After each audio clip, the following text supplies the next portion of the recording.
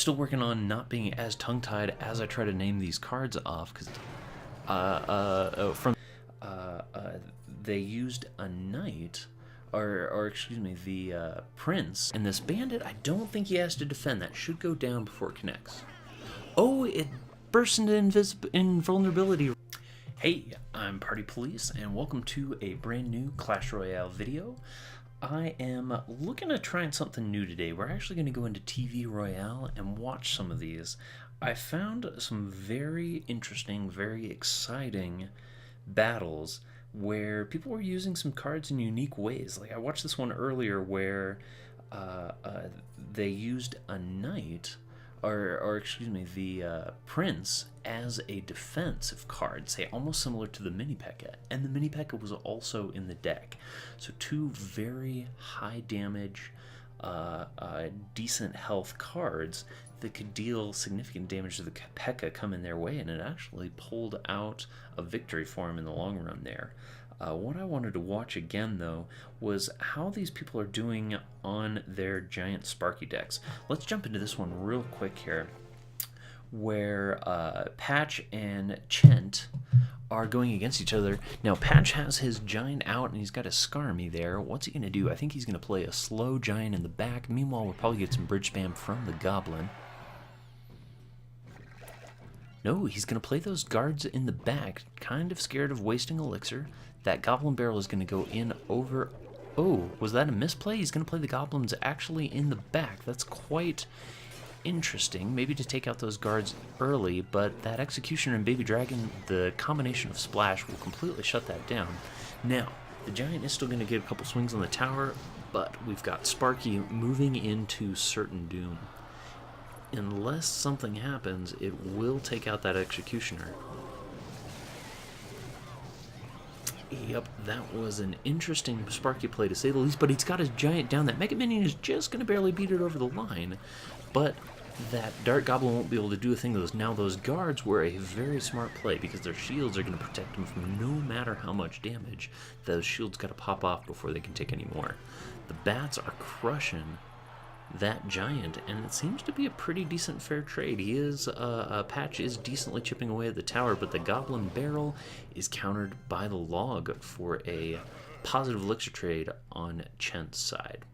Now we've got a reset, both people at similar elixir, if not exact there. The Battle Ram is going to go down, Edge, Bridge Spam, and are we going to see the Skarmy? Yes, we're going to see the Skarmy and the Minnow.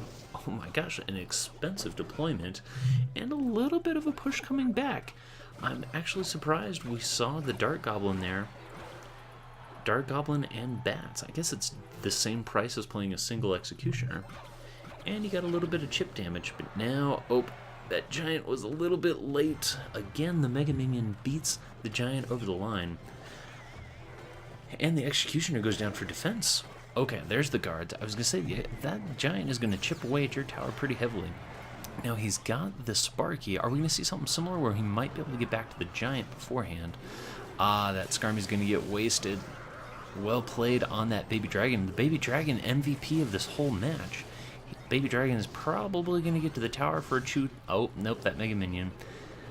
Sparky goes with the Goblin barrel. We see Bats to counter the Goblin barrel. Sparky is going to get taken out pretty easily by those guards. I never knew guards would be such a good counter to Sparky. I guess if you're encountering it a lot up on the ladder, it would be a good card to bring along with you, or Dark Prince, for example. Now we've got both the splash cards. Everything's coming down this lane here. Sparky is going to blast. And just like that, the shield from the Barbarians with the battering ram that they've got protects them pretty nicely. Still taking out Sparky. We've got still a decent push. He's desperately putting down his Giant. We've got another battle ram coming in with arrows flying through. Battle ram is going to just connect to the tower, and we've got two full health barbs on the tower. That is going to be game. There's no way coming out. 44 damage. Does he have any direct damage? He's got the Dart Goblin. If the Dart Goblin can get in there, Dart Goblin can't turn around. The guards are running in. The Giant's going to go down.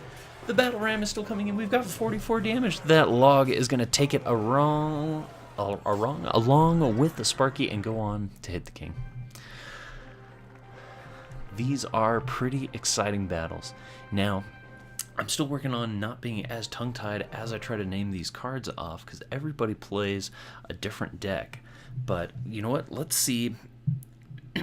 Ooh, you know what? I found this actually really interesting. We've got Andre and Executioner both playing Three Musketeers, but on one side, Andre in blue, we've got the Three Musketeers and a Golem.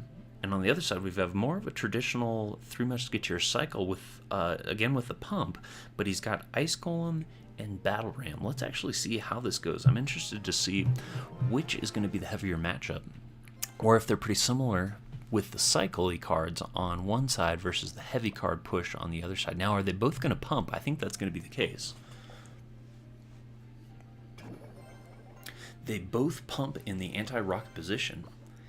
Executioner is calling out good game and giving a little bit of BM with the cry face there. Now the next card going down, he's thinking about cycling an Ice Spirit, but here comes that bridge spam push. Is there a way to stop it? That Battle Ram is still going to be tanking for all these minions, and the resulting Barbarians will be tanking, but those minions get taken out. There's one little minion made it to the other side here, and this bandit, I don't think he has to defend. That should go down before it connects. Oh, it bursts into invulnerability right before the tower takes it out. Now we've got two pumps on one side. He is wasting elixir. He's going to zap that Ice Golem and place down another pump before he gets too much far behind. Andre is in big trouble at this point. That bridge spam is coming right at him while he just played that pump. That tower is as good as gone unless these minions can do a job against it. I think that's going all the way down. One more Barbarian hit. There it is. Now he's got 3.5 minions coming back towards him. He's not scared of anything. He's pumping up. He's got 3 pumps on the board right now. He's going to get one last kick of that one in the middle, but he's still got 2 going strong with 1 minute and 30 seconds left. This Golem is bravely going down the field, but he's going to get hit with bridge spam again. That Battle Ram going straight for the King Tower. He's got 2 level 13 barbs on the tower unimpeded, besides the 2 towers shooting down. Now he's played so much on defense, what's he going to back this Golem up with? I think we're going to see the 3 Musketeers for the first time. They're going to burn down that Golem, but I don't think it'll be fast enough. Everything else, the minions do such high DPS that those 3 Musketeers could do nothing. That tower disappeared. It practically disintegrated. Now the 3 Musketeers are still going to be decently alive while this other pump goes down in their face. But I think this is a game over push. That was a mistake, putting a pump down at 50 seconds with all this coming towards you. Unless your 3 Musketeers can hold on to it, you're down an extreme tower, and you don't have a counter push that's going to be worth any beans. You've got 1.5 Musketeers. Unless he's going to play a super aggressive Golem into those 2 Musketeers on the right-hand side, it's going to be a tough play uphill. He's still going to play that Battle Ram, which actually the Musketeers will help with. They've cracked the Battle Ram and set them loose onto that Golem, who just barely gets his explosion damage on the tower. But with 18 seconds left, there is nothing that can stop him. These Barbarians are going to distract him. We've got 10 seconds left. He's doing everything he can. 3 Musketeers are going towards the King Tower. 5, 4, 3, 2, 1. There's not going to be enough time. And the team in blue pulls it out. Andre, with that Golem deck, could not succeed.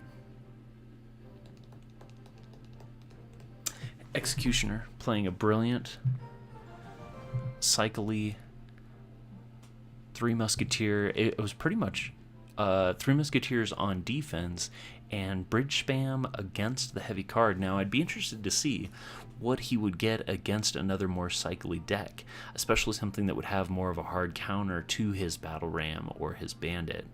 That might be an interesting thing to see. I do see out of the corner of my eye here one more deck I want to watch play. We've got 2 Hog Riders. Both teams have the Furnace. We're looking at Furnace, Hog, and then, honestly, why I want to watch this, that Giant Skeleton. Now, we've got Furnace in one hand, Giant Skeleton in the other. He's going to play a little bit of Goblins just to get a tiny bit of chip, but they're going to be taken down and force that Furnace. Now, the Furnace being level 11 will make it to the tower with one Ice Spirit versus a level 10. Now, the Witch, hard to say if she was a good play into this. At least she spawns skeletons that will actually impede the Fire Spirits for a decent time. He misses the Fireball. Giant Skeleton goes down. We get a little bit of well-played BM, but he still has... Oh my gosh, the freeze goes down on that Inferno Tower. The Skarmy goes down to try to do something, but the Witch just one-shots all those skeletons. That bomb isn't going to do any detrimental damage, but it was still a scary push. So Muhammad is going to be in a little trouble if the Colby Hammer gets into overtime, because he's going to be able to play that freeze. He's going to be able to counter whatever he puts down and get that. All he needs to do is have that Giant Skeleton walk in once or twice, and the rest will be easy pickings for the rest of his cards here. Now, similar plays. The Rocket was played on the other Furnace, but I don't know if that was too smart of a deal. Let's see if he misses the Fireball this time. I think he's going to be a little bit more careful when he's aiming for that Witch. He's not going to take it out because the level 6 Witch definitely has way too much health. Not even a Fireball Zap can take her out. Here comes the Giant Skeleton, and he's... Ooh, I thought he was going to be curving towards the tower. That Inferno Tower goes down quick. Now, the Furnace is going to go down quick, and here comes the Giant Skeleton. Oh my gosh, with the freeze on the tower, that is tower gone. Like I said, all he's got to do is get that Giant Skeleton into the tower once, and with all those supporting cards, it was game over. That tower just melted completely. Now, let's see. It looks like a reset. Muhammad is up on Elixir. He's probably going to play Hog, and, yep, Hog and Minion Horde. They're going to come in, they're going to destroy that Furnace. Oh, the Fire Spirits came out and took out that Minion Horde. What a good trade. Hog's only going to get... Ooh, Hog got 3 hits on there, down to 401. This could very quickly turn into an even game once he gets a chance to fire off that rocket. Now he's going to drop the Skarmy for the Hog, which are going to be taken out ultimately by the Minion Horde, but that Hog still got 2 hits. He's going to go for the hard push. The Minion Horde is just getting decimated by that Witch. That Hog is going in to push 1, 2 times with those Stab Goblins. But I think there's not enough time. He's still got to... Oh, he only fireballed it. He's going to waste 4 Elixir. You could have just spent... He's going to spend 10 Elixir to take out that tower. That is going to be it, ladies and gentlemen. This Giant Skeleton is slowly going to walk towards that tower. He's got the Stab Goblins behind him. Oh, the Giant Skeleton doesn't quite make it, but he's got the Hog right behind it. He's desperately scrambling for Elixir as he fires that Fireball, and the tower freeze. 800, 500, 200... 200 damage left. A Giant Skeleton is thinking about going down. We're right back at even Elixir, that Hog Rider, with super aggressive minions. But again, that Furnace is just going to take them out. The Hog Rider is going to do a decent chunk of damage, but I don't think it's going to be quite enough. There's 710. There's no direct damage on Colby's side. He's just got that freeze. I don't think he can make it past... Oh, the 1 Goblin on the tower. There's 8. The rocket's gonna go in, and then the Fireball. There's not enough time. Oh. For all those misplays, a little bit of BMing at the beginning, Colby definitely pulls that one off here. It's just impressive to see a Giant Skeleton be used so effectively, and I'm glad to see that appeared in TV Royale. Well, thank you very much for watching. I just wanted to try out this format and see if it's interesting. We got my dog Fritzy in the background wanting to get out of the room here. She hears her mama banging upstairs. Can you see Fritzy? Well, thank you once again. I'm Party Police. Thank you very much for watching. If you like the video, let me know, and I'll probably make more of them. See you guys later.